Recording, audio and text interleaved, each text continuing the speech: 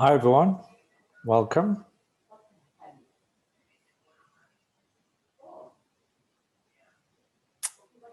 We'll just give you a few minutes for everybody to come on board. Hi, Michelle.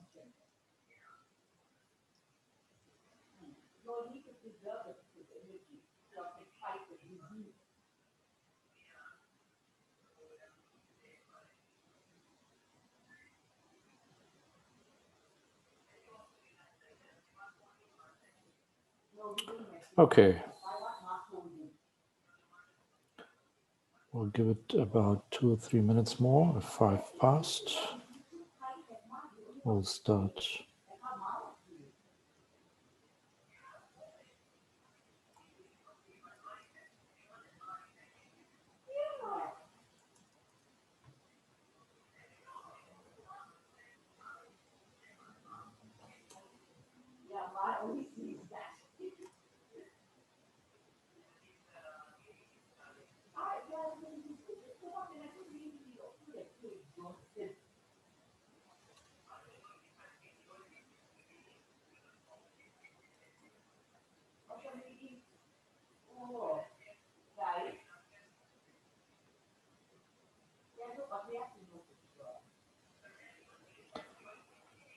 Okay, welcome.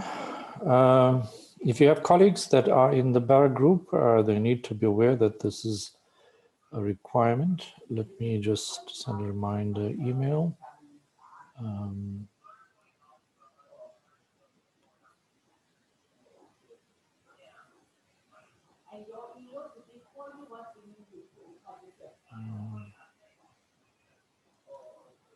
No problem, Michelle. Thanks.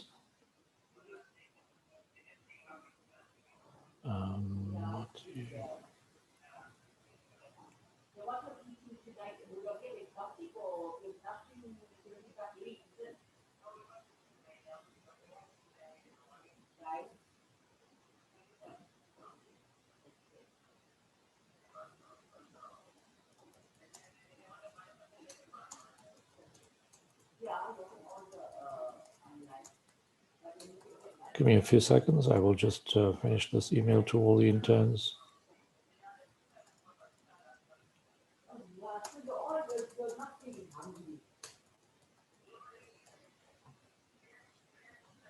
Okay. Well, welcome all of you, and it's great to have you back. I see we growing in number. I just sent an email to remind people that this is also a requirement. It's not a repeat of yesterday. I'm not going to go through the whole orientation. I'm going to provide you a link or just direct you to go to profmusa.com. It'll have Johannesburg, and just do it in about a day or two. It'll have Johannesburg, and in which there'll be an intern link. I will send an email and with various links to them. So you'd be able to get that taped version of yesterday and also today. So please tell your colleagues who have not been able to join us today to actually look at that, or join us yesterday to look at that. So it's being recorded. So I should think that should be fine. So I think a clear challenge or clear question is, well, why do you have to spend 2 weeks in Shawelo, and what's the value in that experience? So just to remind you that in your overall 6 months in primary care, in family medicine, you'll be doing a month of, in the Barra group, a month of district hospital in Beki and Len South. You'll be doing a month of emergency medicine, both at Barra and at Beki Mlangeni as well. And then you'll be spending 4 months in community health centers.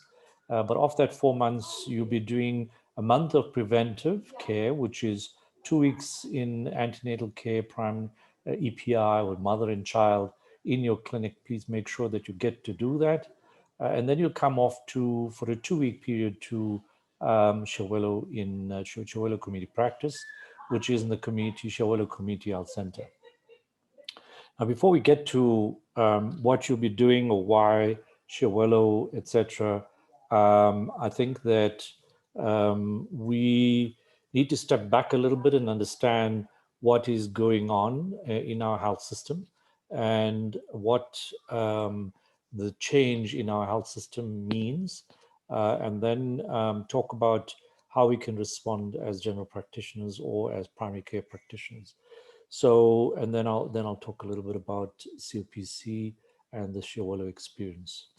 I'm going to show you a short video, and in which we will go through it.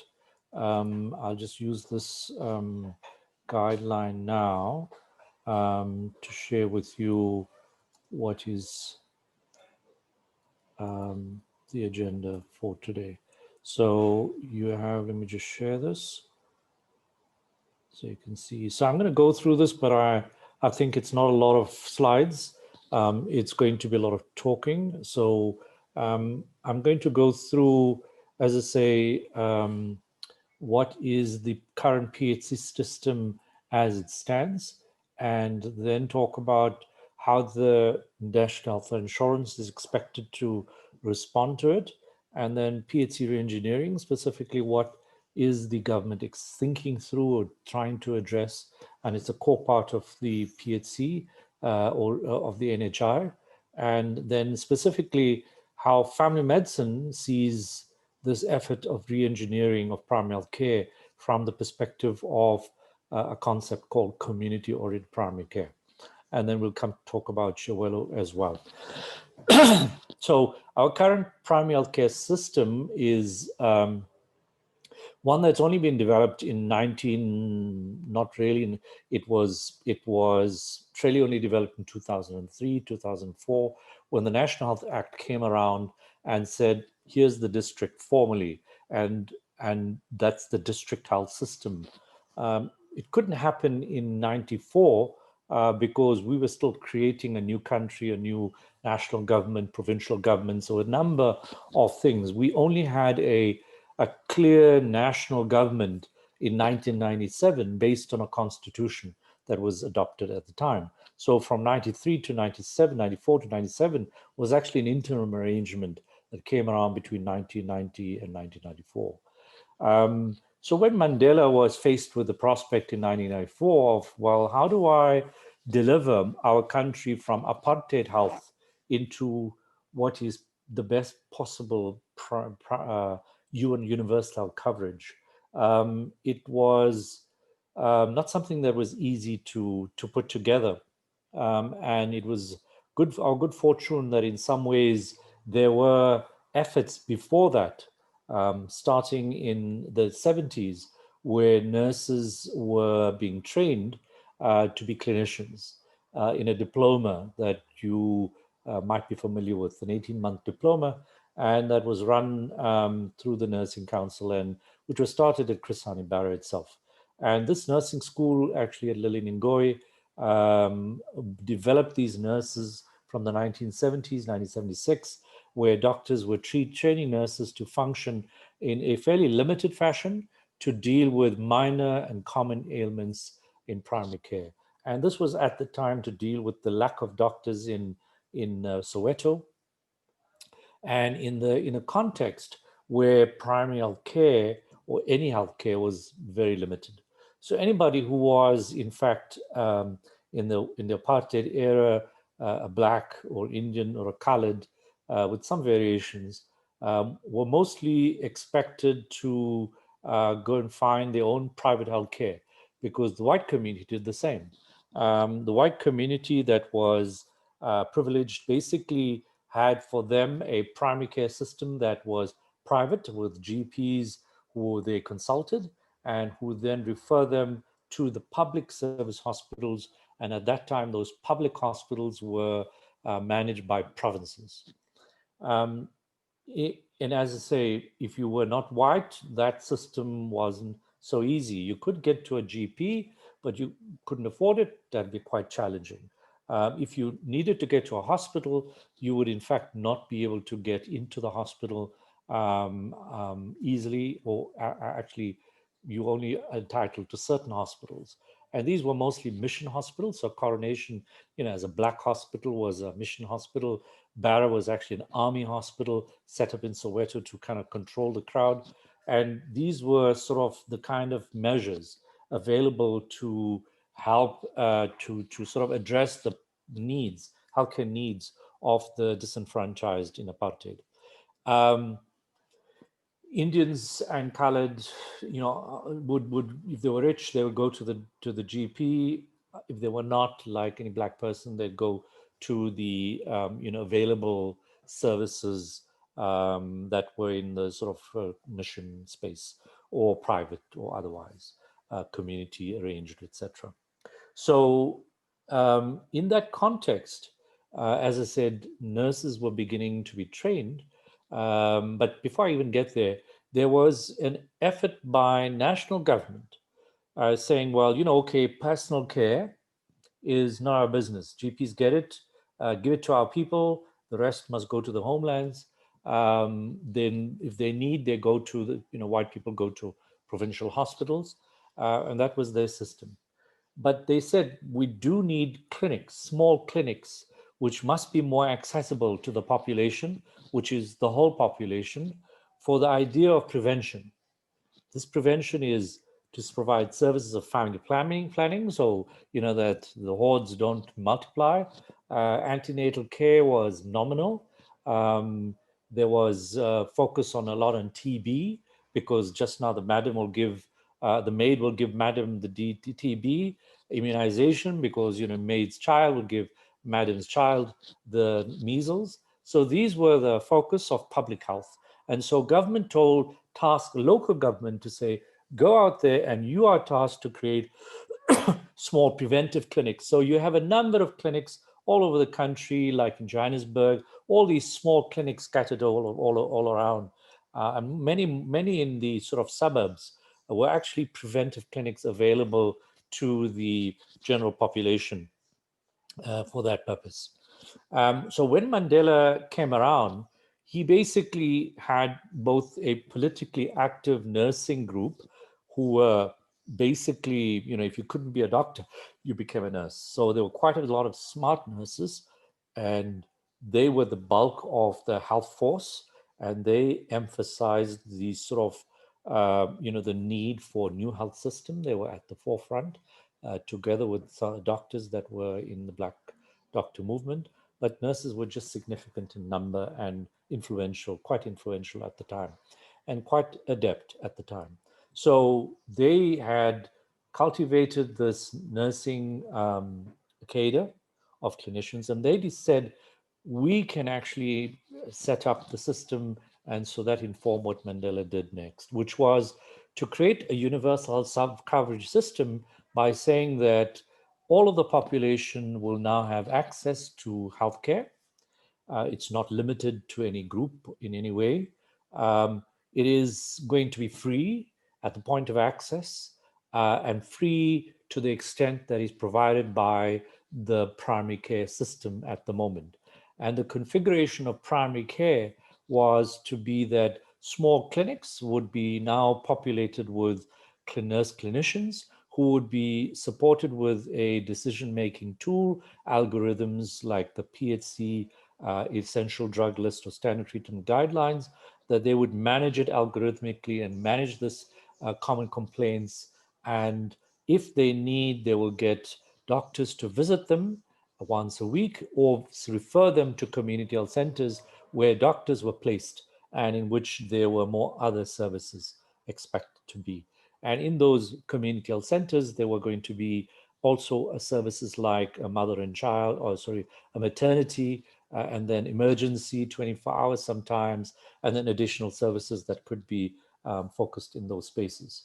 And in the 80s, the government had already begun setting up some of these CHCs, and these were under province, because all services that belonged to or were dealing with the Black or Indian, but mostly the Black population, were under provincial control. So these community health centers were there, but not much else. And from the 90s, it was changed in 94 to say, well, we're going to reorganize the system. It was all interim. Nurses were obviously quite important at that time, and they made a big difference and made services available to people. And in 1997, We first had the national government created formally with a constitution that supported it, with provincial government. But government wanted to actually have a decentralized healthcare system, and originally in the health in the constitution, they said we will actually decentralize primary health care to the district health system, sorry, to local government, because they've got all these clinics as it is. By 2001, when in fact local government was busy being formally created, in that period between 94 and 2001, when there was interim structures for local government, they realized that actually local government capacity, the people on the ground at these very decentralized levels, were not able to cope with the difficulties of managing electricity and water in the local government setting. To add health would have been very difficult, and especially if district hospitals were included in it. So there were a lot of difficulties in crafting exactly how it is. So in those times, lots of difficulty around interim arrangements, which we've lived through, some of the more older ones of us. So local government got finalized then, where borders were drawn within the provinces to say, well, Johannesburg Metro, you, this district, that's what you are, and that's what Kuruleni is. So these are entities that only popped up in that time. Before that, they were all interim. So formal structures only came around in 2001. So the National Health Act, based on that structure or that configuration of now, this is what districts are all about, then created health districts. But there were two types of municipal structures. And although the health district doesn't differ between them, these are important to understand. You basically had metros, which were there as a structure, which collapsed two other levels of government because they were large. And so, eThekwini or the Cape or Johannesburg, these were large, so they were lumped into one. But most other districts across the country are actually having a district level of government and a local government, which is a local municipality. And the local municipality, so there's a district municipality and a local municipality. So for example, in West Rand, you've got West Rand as a district municipality, but in fact, within the district, there are sub-districts or local municipalities. That's how it is set up originally. That was Mohale City, which was the old Krugersdorp. So essentially the old municipality of just a town was expanded to include all the sort of rural areas around it until it met the boundaries of the next town with its rural areas included in its own municipality. And so Randfontein, etc., Carltonville, all of those areas became sub-districts or local municipalities. And so there's a mayor for that municipality and a mayor for the sub-district, the district municipality. So as I say, that's the norm across the country, but in the metros, there's only one mayor for the entire metro. So that's the difference between metros and other parts of the country, which is mostly district and local municipalities. Nonetheless, the district health system is on top of that. And it says we are now creating a district health system which is going to be on the same boundaries. But in terms of it, we are not devolving that. It doesn't belong now to local government. It actually is going to be under the control of provinces. So this is in the law. And so there was a sort of change of mind to say, no, we're not decentralizing, we're centralizing. So province, basically the MEC has the control of all health systems across, including primary health care. And he appoints the managers, or he or the HOD appoints the managers of each district which is in charge. So in Johannesburg, as an example, Mrs. Moriwane is the chief director of the health district Johannesburg, and she sits in Hillbrow, which is the head office for the whole of Johannesburg Provincial Health District. So provincially controlled health district. Local government, in terms of the law, has a role, but as a council, a district health authority and a council that basically oversees them, but the ability of that council to really do anything is pretty limited. They have powers, but it depends on regulation. So it's a little challenging. There is that provision, but it's not clear. So half the council comes from the local government itself, from the district municipality. The other half, the MEC appoints. But of course, there are the old clinics that were belonging to the local government. The government basically said, no, all those clinics now need to be moved back into the province's control. So if there were clinics in West Rand that were originally run by Mohale City, there was a process of taking them over so that the West Rand district ran them. Now, this did not happen all over the country, especially in metros, because metros are pretty big. They had big sort of political heavyweights who had strong influence on at provincial level. They resisted that. They said, no, we can do a better job. We don't need to. The law allows us to continue those services. So they have continued that service.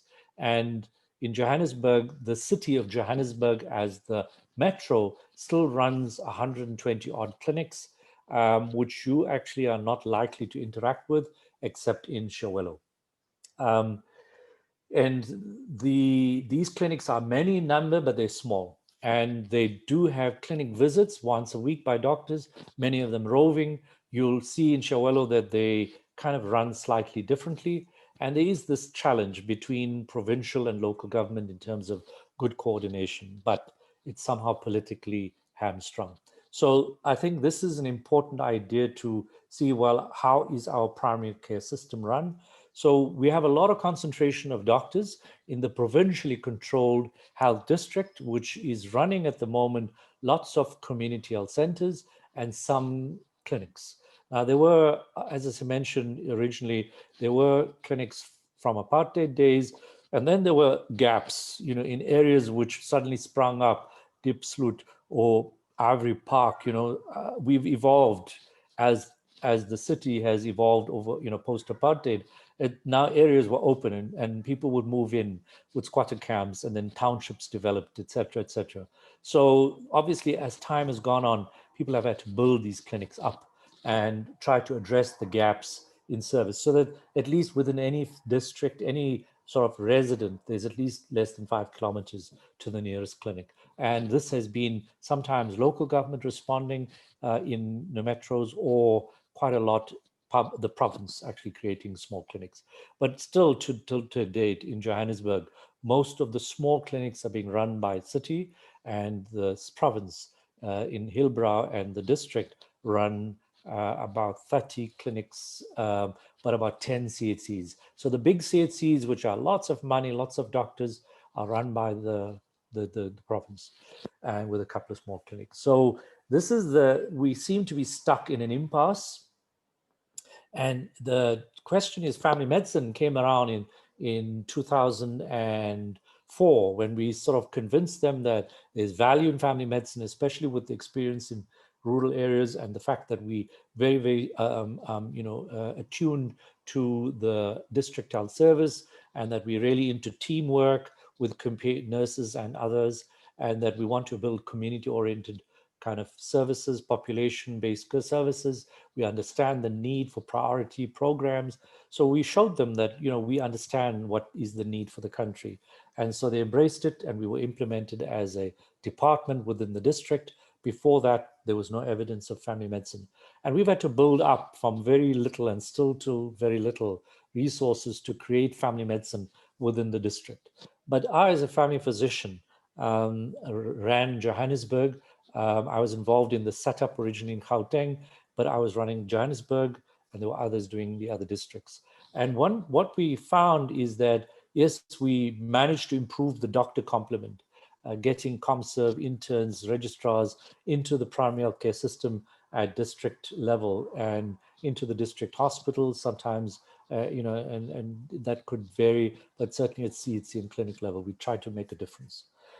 And it has made some difference. But personally, I found it very challenging, and left as a district family physician in 2011, and said I will do other things. There was another family physician that took over. And it was particularly heartening at the time that NHI in 2008 was an idea that came along. And that question of national health insurance, what really is attractive about it, and I know there are lots of people who will say, NHI is rubbish. And I think that we would love to have an engagement. And so when you are there in Shawelo, feel free to ask questions around it. And in this meeting too, we will have questions. So if you have a different view, please feel free to respond. This meeting is for any intern who's interested. It's just that if you're in Barra, you will go through it. If you are in Helen Joseph or Charlotte Mateke, you need to request if you want to come to Shawelo. So you'll have to talk to the supervisors in your area. That's Dr. Petkova in Helen Joseph and Dr. Manda in Charlotte Mateke. So I hope that answers your question. So going back to the question, Talia, sorry if you're okay with that question. Coming back to the process, we basically had had a system in the NHI which says, and this was right at the outset, and it came up even earlier in 1997 with the white paper on transformation, where government was saying, we want a district health system, but we want to actually create a system that is based on a purchaser-provider split, where what we want to create is a regulated, contracted system where both public and private providers are part of one system where they will be able to then engage. Now, and I think that people are concerned about the medical aid. At the moment, that's a dispute, but I think that technically, I don't see how the government is going to implement precluding medical aid from providing services. In other words, funding and providing services outside of it. So as far as I'm concerned, I'm assuming that a medical aid environment still exists as it is, but that people have the option of saying, listen, I am contributing anyway to the NHI. It now does not get sent from Treasury to the provinces, which is how the current system works, where a lot of the spend actually happens at province, some of it at district, and very little at the facility level. Instead, the NHI is going to pool that fund and contract directly with a sub-district in the public service or a provider like me as a GP or you as a GP, and be able to say, well, can you provide this set of services for this defined population?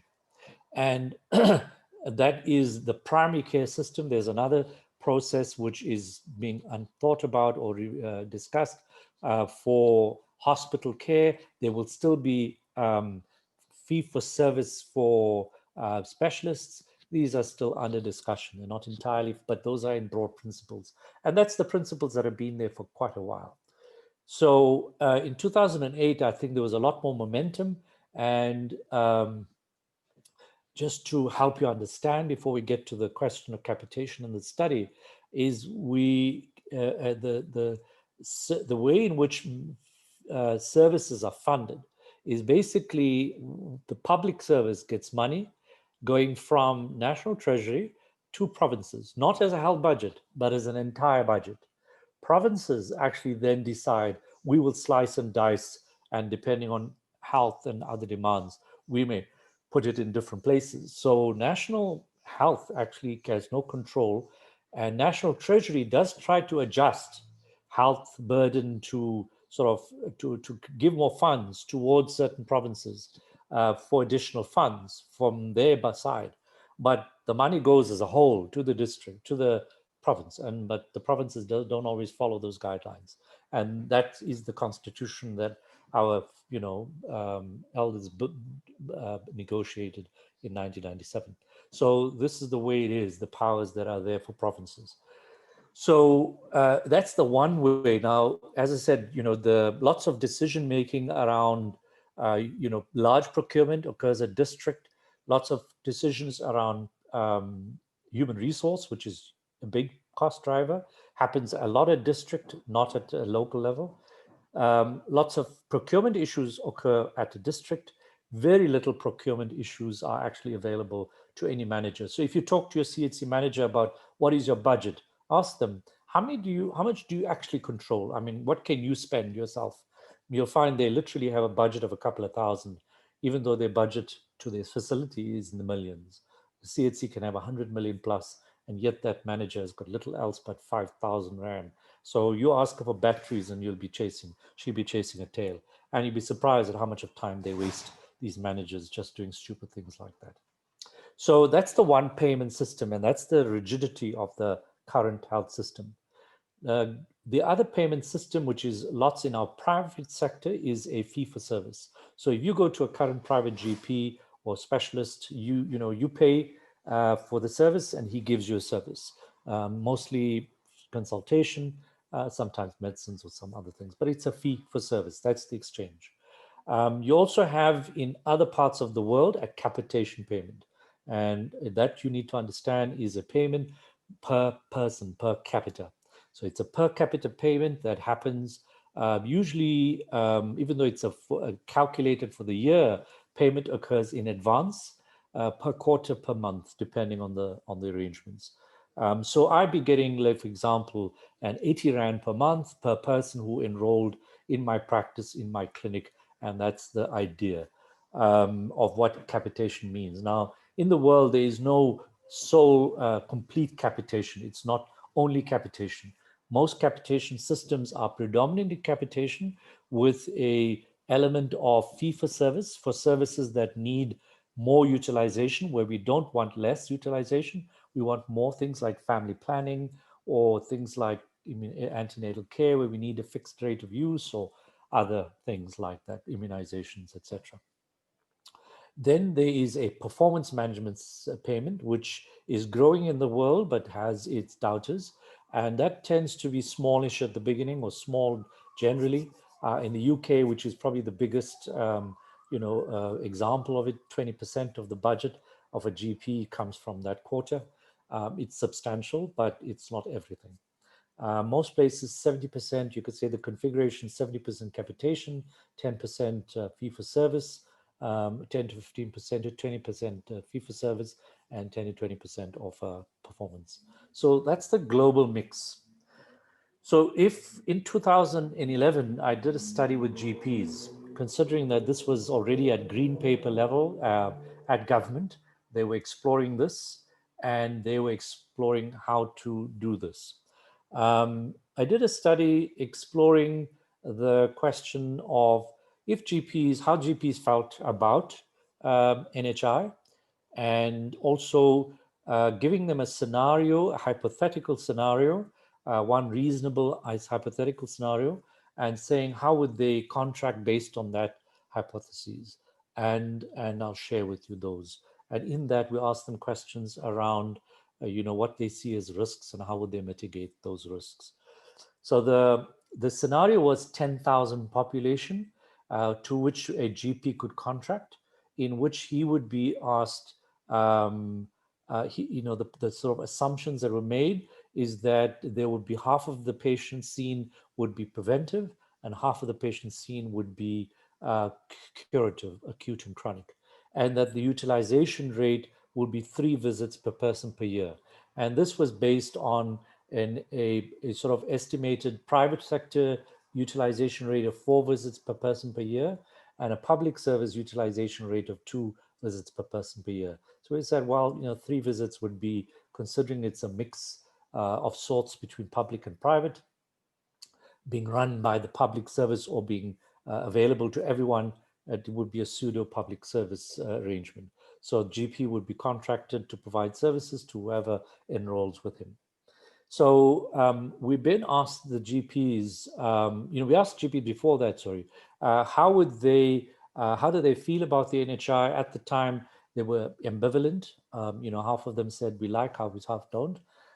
We then asked them, what do they see right now? And at that time, they were seeing 22 patients a day, working 25 days a month, and charging about 267 Rand per consult. So those were the numbers in their head at the moment, at the time. We then asked them, now, given the scenario, how much do you expect to charge NHI to provide services based on this scenario? And we broke the scenario down to saying, well, we expect you to see 120 patients a day, 60 of which will be acute and chronic, and 60 of which would be preventive. And you can include, other, you can expand your team. So how would you expand it? Their team, when we asked them at the time, before we showed the scenario, what their team looks like, they were basically saying they were between 2 and 6 in a practice, in solo practice, and 1 to 2 doctors, but mostly additional staff. Then we asked them, how would you respond to this? So they said, well, we would actually increase our staff to 8 to 14 to be able to deal with this 120 patients, adding an additional, half of them adding an additional doctor, and another half adding an additional, a nurse. So that was the addition. Then they added a smattering of other nurses and not too many additional administrative staff. So that was the configuration of teamwork in 2011. Um, we then asked them how much. We also asked them about their investment costs, operational expenditure, and how these would change. But at the end, we asked them how much do you see yourself charging the government, and we gave them a rate to scale, and they a scale to rate on, and essentially at the end of it, it emerged effectively that they were wanting 36 rand per person per month to be able to provide consultation. We said exclude medication. We do include basic investigations, but in fact, it was for office hours. So under that circumstance, that was their willingness to charge, or their threshold to say we need 37 rand. Now that was quite remarkably cost effective, or cheap, because the GPs, and sorry, the sample of GPs, it was 600 out of the 6,000 solo GPs, and it was a nationwide survey. There was some self-selection in that it was to all of the population, and those interested responded. So there's some bias in that, those interested in responding, but they would be interested in responding to also say they don't like it. And that's what they told us. So in terms of the cost effectiveness, it was actually quite cost effective, because when we did a comparison with the Johannesburg Metro as a actually very well endowed health district across the country, we found that the cost for per capita for primary health care of the Joburg district was, if you stripped out the other elements, for example, other non primary care, or things like dental care, etc., we found that the cost was 35 rand per person per month. So it was literally 1 rand difference between GPs and the primary care system in the public service. So that was quite remarkable. And we then said, well, that sounds great, but what we need to find out is what do you understand of capitation? And a fair number of them had experience. About 25% knew about full capitation models, and a spread of them had some experience with it. So they're not without experience of capitation. So we asked them, well, what do you see as the risk with capitation, and how would you respond to those risks? So they came up with 3, and very useful 3 things that they brought up. One was, they said, we are actually, we don't trust government. That's a huge risk for us. To sign a contract with government and we don't know what the real issues are, we're really hesitant. And they said to mitigate that, we'd have to have a very tight contract.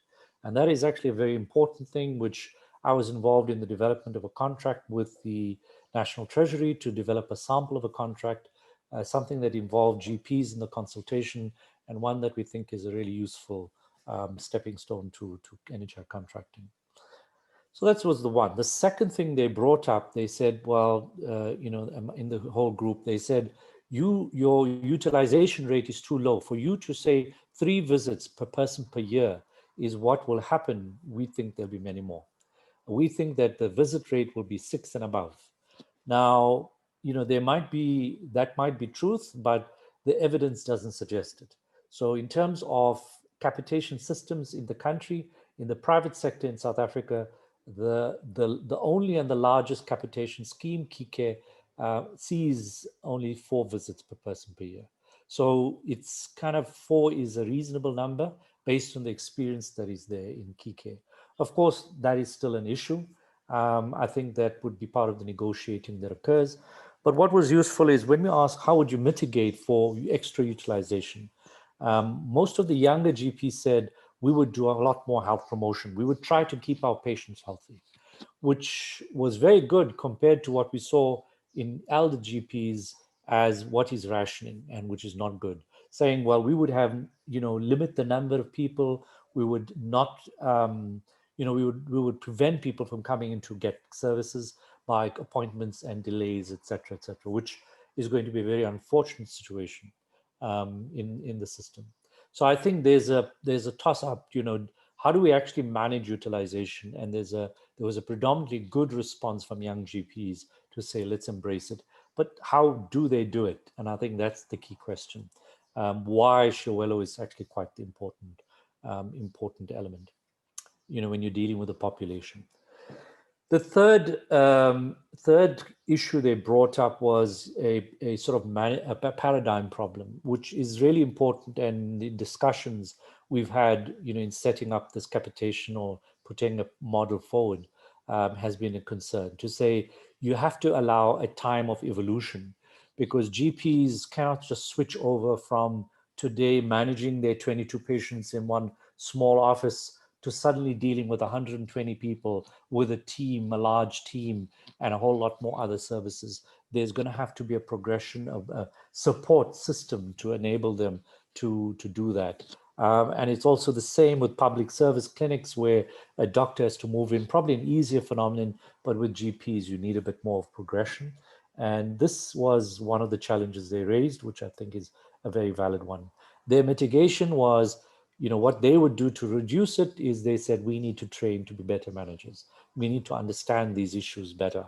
What is involved in managing a larger institution and a larger team? So this was their concerns. And that's kind of where we said, what, let's see how we can use this very useful information. Now, what is a useful other idea that people need to be aware of is that government has been also saying we need to have systems like Brazil. Now, community-oriented primary care itself is a phenomenon in family medicine, public health, which says personal care and public health need to be much more closely integrated. And it's saying essentially, how do we not look after patient only, let's look after the population. And it was developed by a couple called Sidney and Emily Kark. You might have learned this before, who were in the 1940s, part of an effort to develop the National Health Service in South Africa at the same time that the UK was being developed. And they were looking at what are the models that could work in South Africa. And in those war years, they were using the opportunity to do some testing.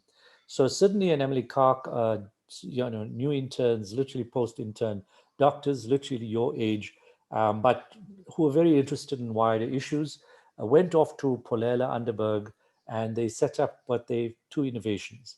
The first innovation, I remember at the time I said that if there were a population like in Polela, their healthcare would be only possible if they had the money to go to that private GP in town and pay him to actually get care. If they had nothing like that, they would literally die. Go to the traditional healer, see what else they could do, or die. And that was their reality. So when Sidney and Emily Kark went there, they basically set up saying, there's just two of us, there's 30,000 people. We cannot possibly manage all their healthcare ourselves. So what they did is they developed task shifting. They said they've got nurses that they worked with.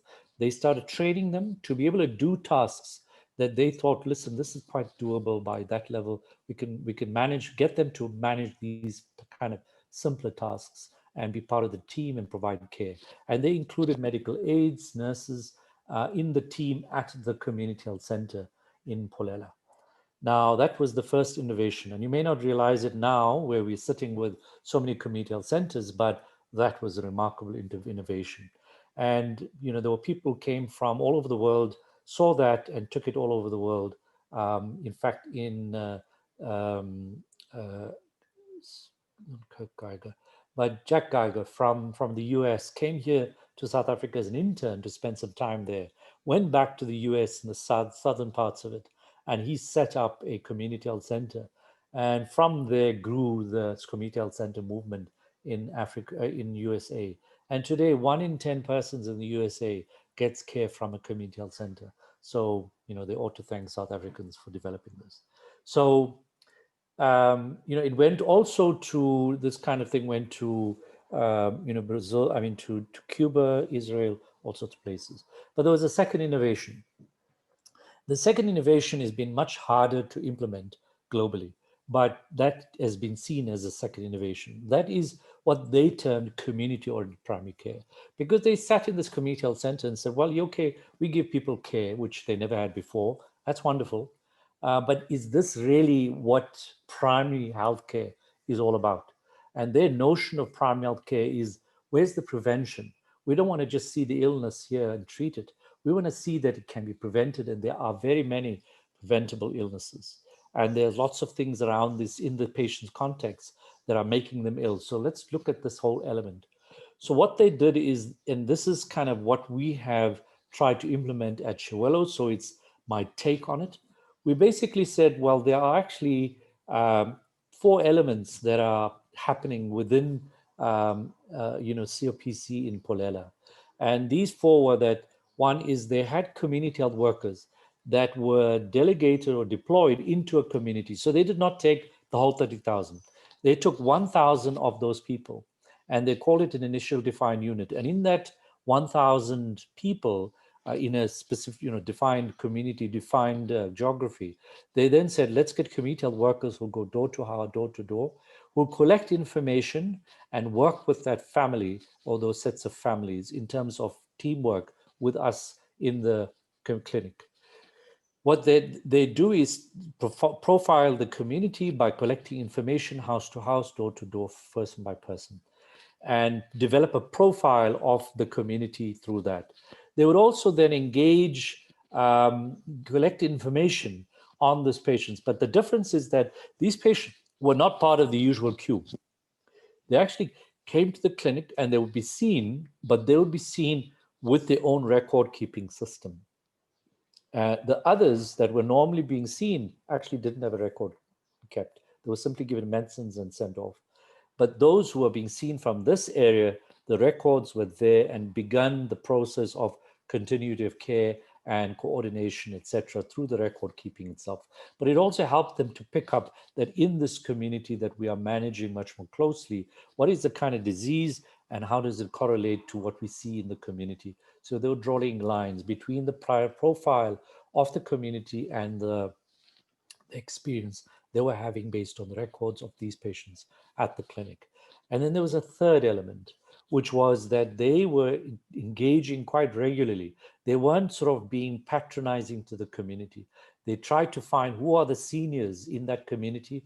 Let's meet with them and let's work together to both understand the issues in the community, the priorities of the community, and ways in which we could look at the last element, which was how do we do health promotion? How do we keep people healthy? What are the ways we do it? And I think that's also working collaboratively with the community to deal with those 4 elements. So I think that basically is what we saw in Polela. And fortunately for us, it actually went to Cuba through Spain. And in Cuba, it only reached in the 60s and 70s in Cuba. And they embraced it quite strongly.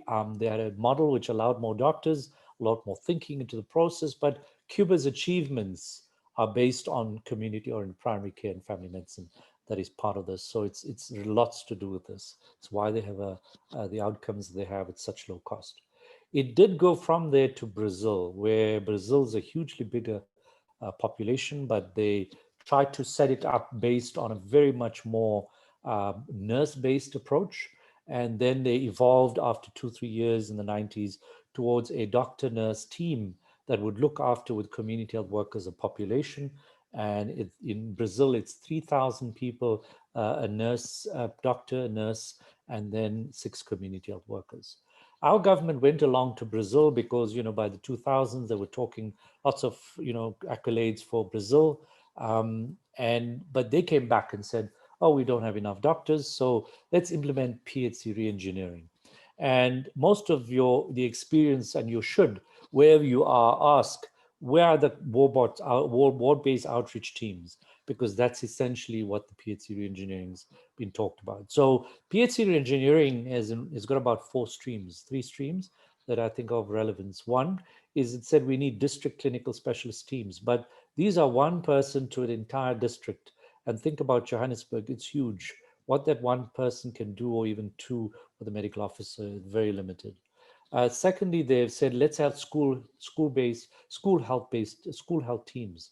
Now, this was, of course, there and it's happening, but it just is a question of upping that. So, I mean, I'm not sure whether that's just an absence across the country. The third thing they developed across the country is a ward-based outreach team.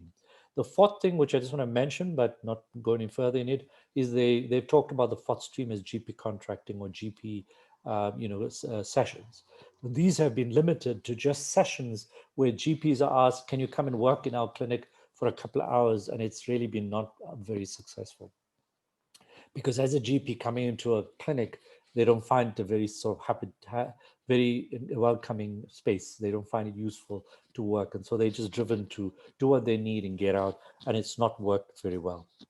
Where it's worked well is where FPD organized full-time doctors to work using those monies. But that's not the point. That's not GP sessions. So in terms of ward-based outreach team, each in South Africa, they turned it around and said, well, we don't have doctors. So let's have two nurses who look after, one nurse at the clinic and one nurse in the community who will look after 6 community health workers and look after 6,000 people. So they changed the numbers, added a nurse and thought, voila, they think they've got worked out. That's in paper, in policy. What's landed up even on the ground, and in fact has just made policy go that way, is effectively there is no integration between a nurse at the clinic and the nurse at the community. Nurses at the clinic carry on functioning. What has been happening is there have been enrolled nurses, which are sort of 3 different levels of nurses. You've got professional nurses, enrolled nurses, your staff nurse, and then auxiliary or these nursing assistants. So they've taken enrolled nurses and said, okay, you can look after these community health workers and look after them and sometimes give them 10, 15. And so this is the reality, very junior nurses trying to work outside in the community, looking after a number of community health workers, where the competency of the enrolled nurse itself is quite limited. She's almost like a community health worker herself. So they've been battling, working in the community, doing kind of public health, but really not linking up very strongly with the clinic and functioning more to chase, problems of compliance, which happen in the clinic. So a very disintegrated system, and that actually is the real failing in the whole PhD re-engineering and the ward-based outreach team. It does work in some circumstances where people are more interested and the relationships have been built up, and where there's support and leadership, sometimes it works, but it's not well structured in the program to actually make that happen. And family medicine's trying across the district to encourage that linkage between community health workers and the clinicians. Well, in Shawelo, we have actually said we need to set that up. And how do we do that? And why do we do that? So in Shawelo, we in fact, the motivation for setting up Shawelo was in fact, how do we think through setting up a system that is capitated to a population, but where we can improve the quality but reduce utilization, so that we could think through what an NHI practice could look at, and how do we actually think through prevention in its entirety. What kind of models of care can we look at, and how would people actually respond to this whole new process? So using that system, we set up in Shawelo, put up these 4 elements. 90% of the work that I do as a clinician is to see patients. So it doesn't mean community or in primary care is doctors hopping around everywhere in the community. No, it's about how things work in your head. It's your approach to the patient. So we've said in the clinic itself, how do we manage this process? Is firstly we deployed community health workers out to the community. We figured out what the community is out there. We don't see the community as being geographic necessarily. It could be an enrolled panel, but we have to see them in their context, which is in a particular area. But we mapped the area out. We said to community health workers, this is an area, go out. These are the families that you should be looking after. Go and do a census, figure out who is living exactly in each of these addresses. And that way we can pick up population. So in CCP in Ward 11, we know, for example, 22,000 in Ward 11. Then we told them now register every family and work towards covering every family with a registration sheet that covers the process, covers the community, and then we will then gather that information and understand what's going on. We then said, let's improve the community at the clinic. So we've taken a small part of the community health center, and in that we provide a service. I'm going to show a video now, which gives you a sense of the whole thing. And then we have an engagement with the community once a month on a morning, and at the same time we deal with the third, fourth issue of health promotion, health prevention. So we have an agenda around that. So effectively, it's more about how we set up the system to be able to think through community orientation integration, and you need to be able to understand that in its entirety. So this video I'm going to show you is on the website, which is available quite easily. Let me just quickly make sure I don't get confused.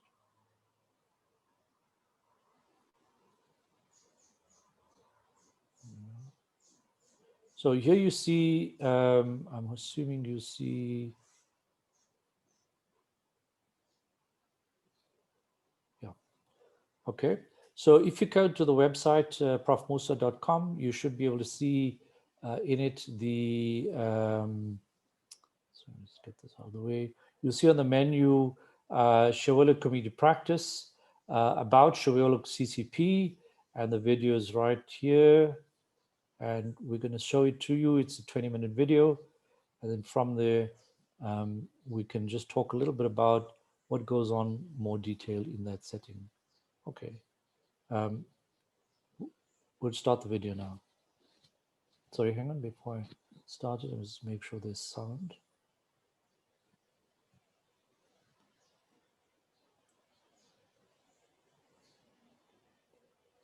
Okay.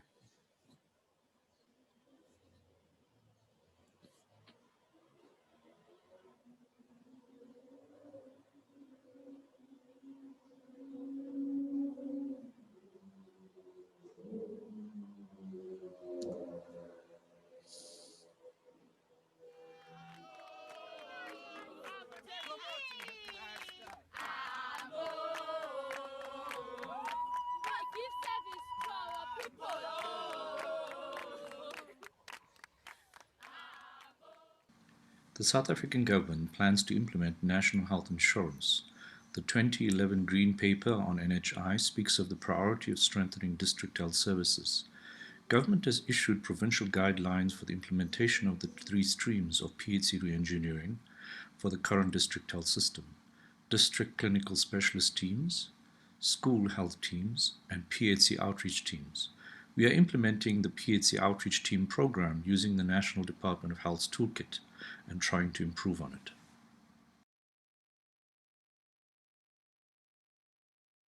Although government references this PHC program to Cuban and Brazilian experiences, it is actually a South African innovation. Cubans and Brazilians were inspired by the community-oriented primary care approach modeled by Sidney and Emily Kark in the 1930s in Phulela, KwaZulu-Natal. The Karks Wits students went to Phulela supported by a team. Their first innovation was to develop the community health center with team-based comprehensive care serving 30,000 people in the rural community of Phulela, where the norm in the country was private GP care. Their second innovation was to develop community-oriented primary care for small defined areas, which is based on combining personal care with public care. They examined the impact annually, comparing a new area with the previous areas. The Jarleys, Edward, a medical aide, and Amelia, a nurse, were also key to developments at Polela.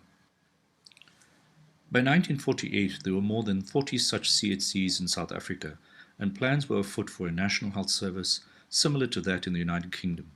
Their work spread throughout the world. However, the Karks were persecuted by the apartheid government and left to Jerusalem in 1958. COPC has taken root in many parts of the world: Israel, Spain, USA, Canada, Cuba, Brazil, etc. The PHC outreach program is based on municipal ward. Each ward is expected to have one or more PHC outreach teams composed of one professional nurse, one environmental health officer, and one health promotion practitioner, as well as 6 community health workers. They are expected, with one other professional nurse and enrolled nurse at the clinic, to serve a population of about 1,619 families, or 7,660 people, in accountable delivery of services. Each PHC outreach team will offer an integrated health service to the households and individual within the catchment area. The roles of the PHC outreach team are promoting health, preventing ill health, environmental health, psychosocial support, early detection of diseases, follow-up of adherence, minor ailments, and basic first aid. The roles of each community health worker allocated 270 households include health assessments, promoting the health of households and individuals, referring after basic screening, simple health interventions, and psychosocial support. There appear to be challenges with the implementation of the PHC outreach program. These are poor human resource planning, the lack of skills, and the lack of integration. It is becoming a glorified screening program and not community-oriented primary care. The concept of COPC is not completely understood nor being acknowledged, let alone celebrated, in South Africa. The team from Josie Family Medicine, a research syndicate linked to the Wits Department of Family Medicine, has been attempting to implement COPC as the Karks did. We have set up a community practice, as we term it, in Soweto, as a real-life model suitable for national health insurance. Community practice has been modeled as a simple and practical framework for implementation, emerging from the Karks work and the worldwide work on COPC since. The model is simple. It consists of 4 blocks: deploying community health workers in the community, re-engineering PHC services, engaging with stakeholders, and health promotion. The community practice is allowing us to implement COPC easily and transferably, taking one ward with a small section of the CHC at a time. The idea is to keep these 4 elements in mind and build each up cyclically in moving towards COPC. It is already contributing to important research and training. Shawelo Community Practice is an example. Shawelo was established as an ethnic extension to Soweto in 1956 for Tsonga and Venda-speaking residents. This was part of the state's strategy to sift black Africans into groupings that would later form the building blocks of the so-called independent homelands. Shawelo consists of many wards, 11, 12, 15, and 19, with the Shawelo CHC, the black square, at the edges of 3 of them. There are a whole host of services provided by the Community Health Center and its staff. Unfortunately, the service is very fragmented. Patients have to move from one section to another in strongly verticalized programs. Work on the Ward 11 PHC outreach team only began in January 2014, when the Josie Family Medicine team were given a small space in the Community Health Center. The Josie Family Medicine team began PHC outreach teamwork in Ward 11, employing 9 CHWs via WITS since February 2014 and obtaining a further 9 volunteers since March 2014. WITS has renovated and furnished the spaces allocated in Shawelo to Family Medicine to serve as offices, seminar room, as well as consulting spaces. Let's take you through Shawelo community practice using the model we've talked about before.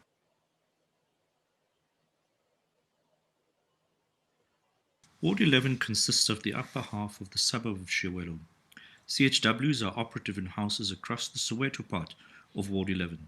The clip-sprayed part of Ward 11 is across the railway line and is not covered yet. A Google map of Ward 11, or just around the Community Health Center, was printed out with ward borders drawn. The whole area was crisscrossed by CHWs, with each and every household visited, and each family, even in backyard shacks, noted. A street summary list of all families was developed and helped us decide on the area we could cover. 9 CHWs with assistants were then deployed into a set of streets and families. Each CHW has been visiting a family to do a household assessment. This includes household details, including housing issues, a list of family members and household illness and health risk issues, HIV, TB, pregnancy, etc. This serves to register the family into the Shewelo community practice. Each family is given a letter that states that a team at the Shewelo community practice is providing all registered families in Ward 11 with all healthcare services daily, free, and in a patient-centered way.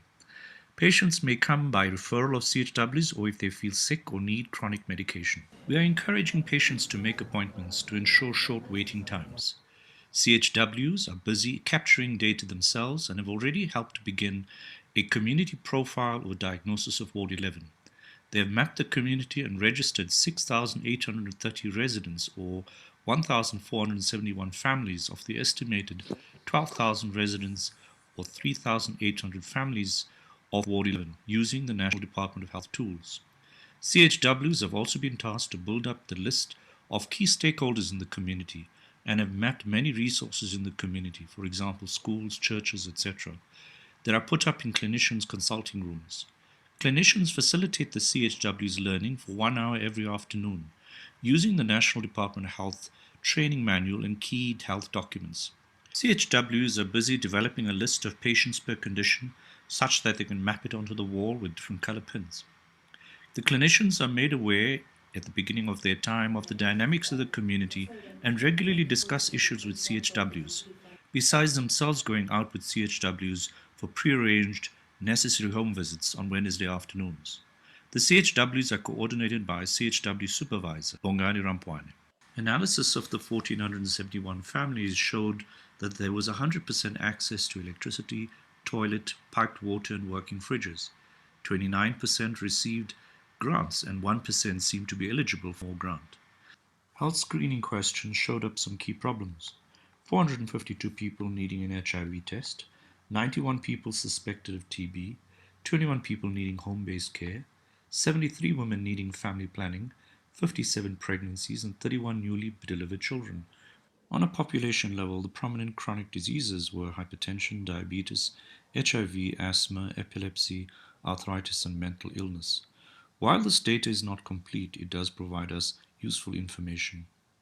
There were varying interpretations of the question by CHWs and some missed households.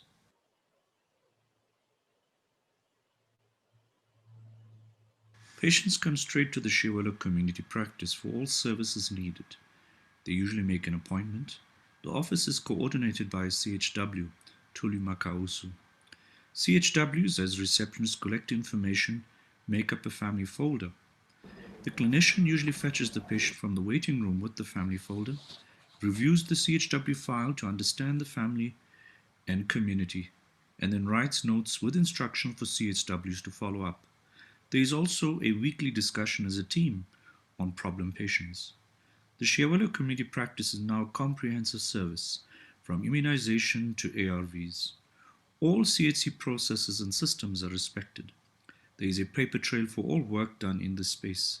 Reports are provided monthly to the facility manager. The clinical associate, Ms. Shivani Pillai, is seeing all patients from Ward 11 currently. Utilization has grown from 4 visits per day in February 2014 to 30 per day in May, requiring additional nursing staff.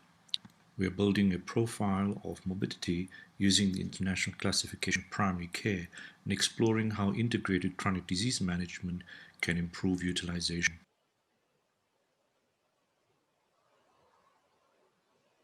There have been regular one-to-one discussions with a variety of stakeholders.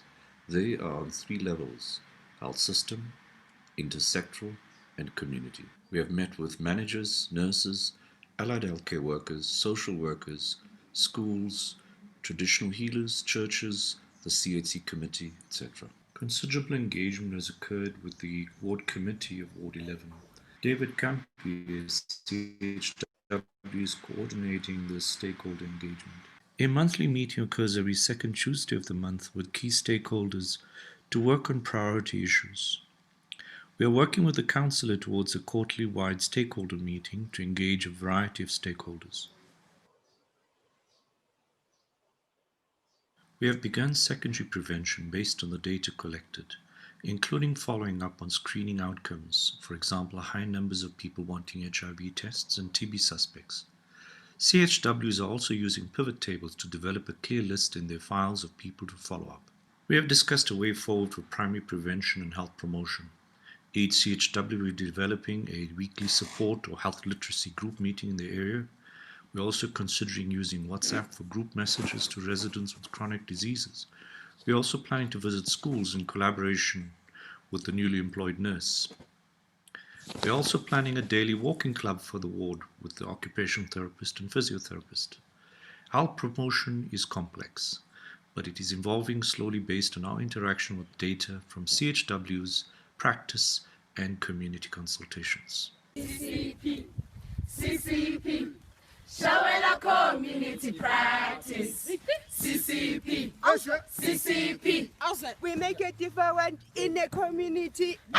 CCP, CCP, We make the cocoa feel my better. CCP, CCP, We have people to help themselves. CCP, CCP, We bring change in this community. CCP, CCP,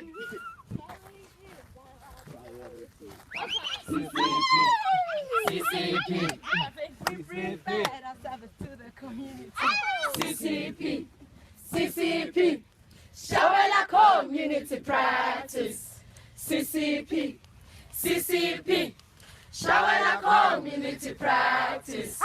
CCP, CCP, Shawela community practice.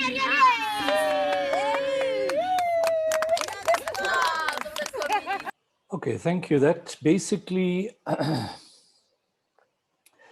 provides you some insight. There's been a lot more evolution of the space in Shawelo.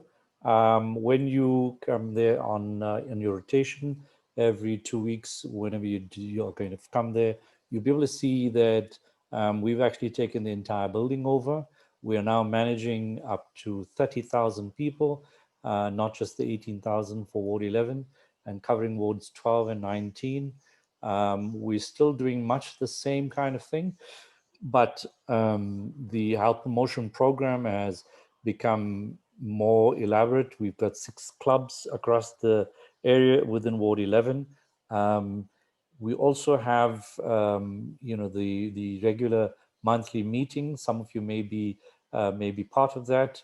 We have a multidisciplinary meeting as well, and that meeting once a month engages in not only exploring community participation, but also how we can develop health promotion. Obviously, COVID has messed a little bit with that process, but we hope to start it again in January. So those are just some of the elements. I think, the other thing that you might notice when you get there is that it now has been absorbed by the public service. When this video was developed in 2014, we had the money to keep it neat. It was just money to help it happen, but it was always going to be part of the public service. But now it's completely dependent on the public service. There's no funding available to do any more than available to help. So I think this is what you might find is it's a little bit frayed at the edges, and that's kind of the public service problem. Nonetheless, there have been some really useful outcomes even.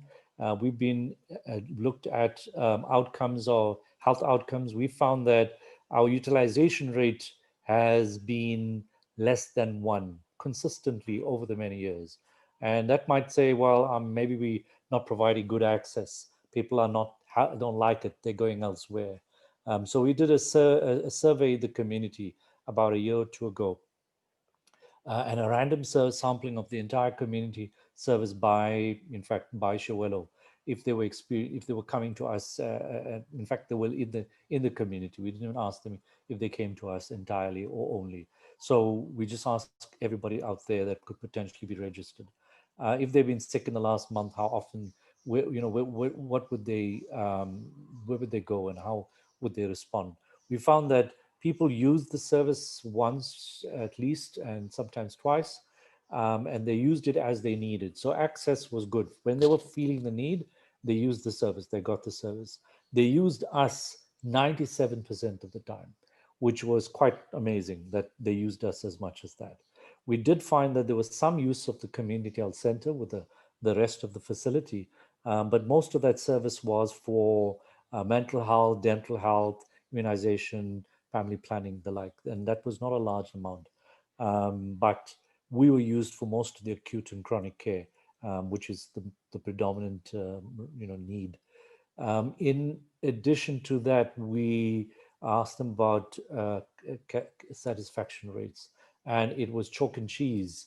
80+% happy with what they get, compared to less than 10% in the community health center. In terms of their experience, they saw quite a stark difference.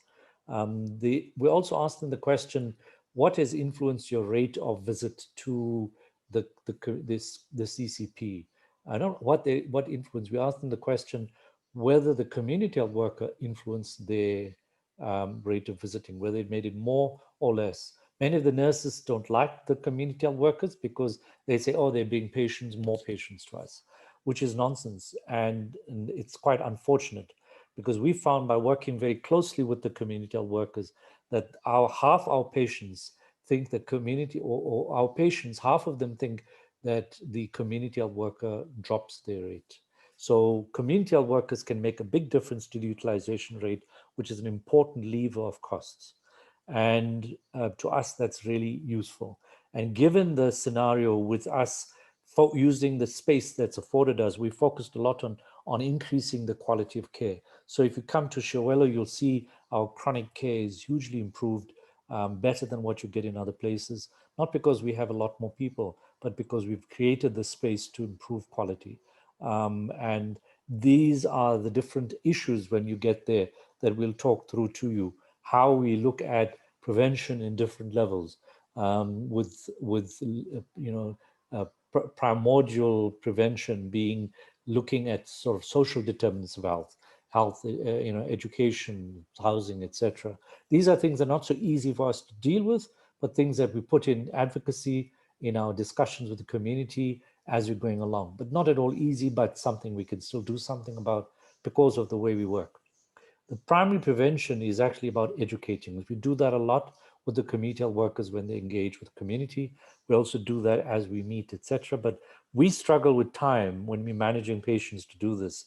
We want to emphasize when you come there, think of the community health worker. They're on the literally on the file, their names are written there for you to tell the patient, I'm going to tell this community health worker to come and see you and to discuss with you and explain to you what hypertension is all about and check on your medicines, etc. So we really want to use the community health worker as a team member. We also, try to think through secondary prevention. And this is all about when the patient now has a disease, but they are not picked up. They might have the risk behavior, but the problem is they may have the disease. So we need to screen, have you had a pap smear? Have you checked your HIV status, etc.? And you can see from the questionnaire, we focused on some of those elements. And the idea is the community health worker picks that up, tries to resolve it, saves the unnecessary visit, brings the patient if they need. And this is really a very important element out there in the community to make sure that people are following what we think is good population level care. And we actually use the United States Preventive Service Task Force guidelines in terms of what we do at the facility in crafting this prevention. We also have prevention that is tertiary, and this is when a patient has the disease, we know it, and we need to watch for what goes on in the disease. It tends to be what is done, but many a times in our primary care system, it's just take, repeat, you can come back for medicines. And all we're doing is bringing the patient back to talk to us just for medicines. So we've tried to improve the quality by a chronic flow chart and protocols that try to emphasize this must be done at least on a regular basis, like a 6-month, 12-month basis. But otherwise, don't waste the patient's time by bringing them back. Send them off. Get the community health worker rather to visit them, do the education at home, and give them the medicine. And so we've developed that program at Shawelo, and now the province, the district now wants us to roll it out. that element into other parts of the district. So we are finding them slowly embracing the idea a little broader. But that is tertiary prevention. Quaternary prevention is when we create the problems, partly like forcing a patient to come needlessly, sit in queues, potentially get COVID, or just find their blood pressures are just way out anyway at a machine in the facility because of white coat hypertension. So we've tried to structure the care now to have case management where if we need investigations done that don't need a doctor, that just need review, we tell the enrolled nurse, the team leader, go please, and this is what we instruct you, the sheets that you be taught about, how you can do this case management in the community. So if it is that we've got a diabetic, rather get the community community health worker to do 2 monthly visits, delivering medicine, educating, spending time on the diet, exactly what they should be eating, but then getting the nurse who's working with that community health worker to go check what the community health worker is doing, and also then to take a bloods for HbA1c if we think, listen, this needs a 3-monthly HbA1c, doing other parameters as well, and using the guidelines we provide to actually decide what needs to be, whether that needs to be referred back to us. And so we have been able to drop our utilization rate while we increase quality. So these are all parts of the experience when you get to Shewelo. In addition to that experience in Shewelo, because of the new internship from 2021, we've also been able to add a little bit more. So we don't only use the experience in CCP. We are now enabling you in the second week to come and do a week in which we will get you to go out with the community health worker for 1 day on the Monday. And so you'll spend 1 week in Shewelo, but the other week, and swapped around, the other week will be the first day, Monday, will be spent with the community health worker out in the community, spending the day with them and understanding when you come back or before, how they operate, what are their guidelines, what are they expected to do, what's the kinds of things that guides them, what's the reporting systems, why that's important.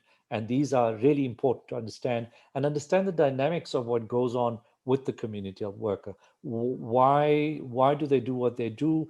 Why do others not do what they're supposed to do, etc. Knowing that you're going to have to employ these people if you're going to contract with the NHI. The other 3 days, we get you to be attached to 2 or 3 other clinics. These are local government clinics. 2 of them are local government clinics. The one is Senawane, the other one's Klipspruit, which are very near Shewelo, and in which you can get a very good idea. It's a smaller service. It's very much the small clinic.